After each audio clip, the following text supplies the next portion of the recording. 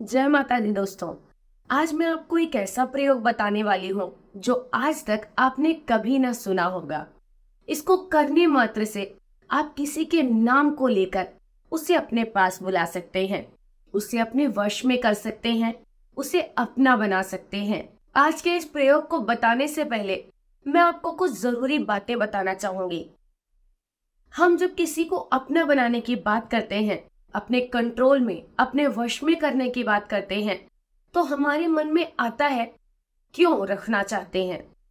आप उस व्यक्ति को अपना बनाकर क्यों करना चाहते हैं, क्यों उस पर वशीकरण करना चाहते हैं, क्यों वो व्यक्ति हमेशा के लिए आपका रहे। क्योंकि आप कहीं ना कहीं उससे प्रेम करते हैं। प्रेम अपने आप में ही एक बहुत बड़ा वशीकरण है। वो आपको कंट्रोल में हो, आपके पास आए, वो आपका बन के रहे, ये तो दूसरी बात है। आप उसको पाने के लिए दुनिया का कोई भी काम करने को तैयार हैं, चाहे वो सही हो चाहे वो गलत। तो अगर आपके पास प्रेम नाम का वशीकरण है तो मेरा ये कार्य आपको जरूर लगेगा। घर का मेन गेट हमारे जिंदगी में सबसे ज्यादा ऊर्जा का स्रोत होता है। घर के गेट से ही हमारे जिंदगी के पॉजिटिव और नेगेटिव जितनी भी एनर्जी होती है उसका आना और जाना होता है।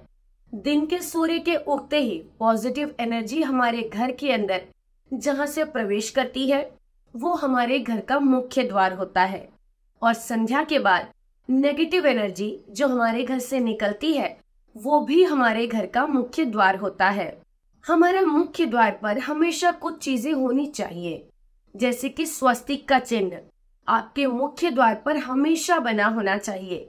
जैसे कि एक गणेश जी की प्रतिमा आपके मुख्य द्वार पर जरूर होनी चाहिए। जैसे कि तोरण यानी कि जिसे हम बाल दरबार कहते हैं वो आपके द्वार पर जरूर होना चाहिए। जैसे कि आपके मुख्य द्वार पर हफ्ते में 2 बार गंगा जल का छिड़काव जरूर होना चाहिए। जैसे कि आपके मुख्य द्वार पर कभी भी जूते चप्पल बिखरे हुए नहीं होने चाहिए। आपके मुख्य द्वार के सामने बड़े पेड़ पौधे कभी नहीं लगाने चाहिए। जैसे कि आपके मुख्य द्वार पर कभी भी कटा हुआ या टूटा हुआ नहीं होना चाहिए। आपके मुख्य द्वार पर कभी भी कोई ऐसी चीज नहीं होनी चाहिए जो आपके घर में किसी भी एनर्जी को प्रवेश करने से रोक दे।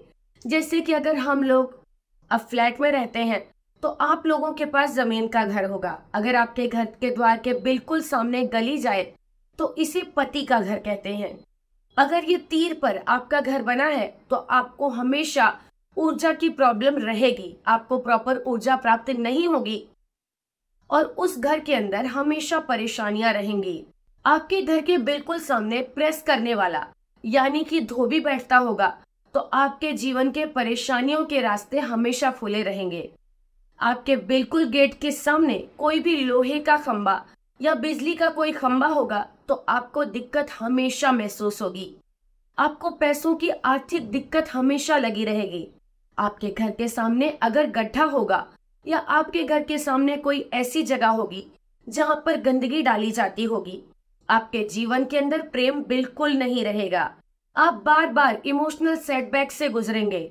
आपके जीवन में हमेशा दिक्कतें आती रहेंगी और आप उन दिक्कतों में हमेशा इमोशनली अपने आप को बहुत ज्यादा परेशान पाएंगे। आपके घर के अंदर बीमारियां कभी खत्म नहीं होंगी।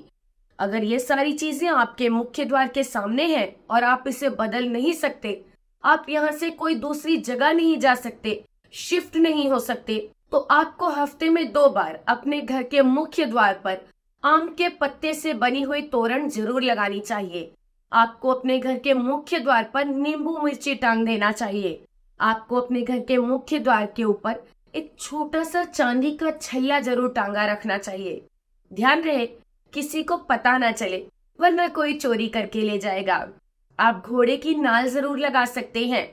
आप ये छोटी छोटी चीजें अगर करते हैं तो आपके जीवन की सारी समस्याएं दूर हो जाती हैं। चलिए बात करते हैं आज के उपाय की। अगर आप किसी से प्यार करते हैं तो ये चीजें आपके मुंह में रखकर नाम बोलिए, वो आपके पास तुरंत भागा चला आएगा। क्या करना है कि आपको मंगलवार की रात्रि को आपको एक मिट्टी का पात्र लेना है। मान लीजिए कि मिट्टी का दिया ले लीजिए। इसके अंदर आप थोड़ा सा जल भर दीजिए और कुछ बूंद घी का डाल दीजिए। इसमें आप एक लौंग, एक इलायची रख दीजिए। आपको 7 बार श्री राम का नाम लेना है। उसके बाद आपको हनुमान चालीसा का पाठ करना है। अगले दिन यानी कि बुधवार के दिन सुबह उठकर आप नहा धोकर अपने घर के मंदिर में एक घी का दीपक प्रज्वलित करिए और उसके बाद आपको श्री राम का नाम लेकर उस घी के पात्र में यानी कि वो जो मिट्टी का पात्र था उसमें से आपको लौंग और इलायची निकाल लेना है।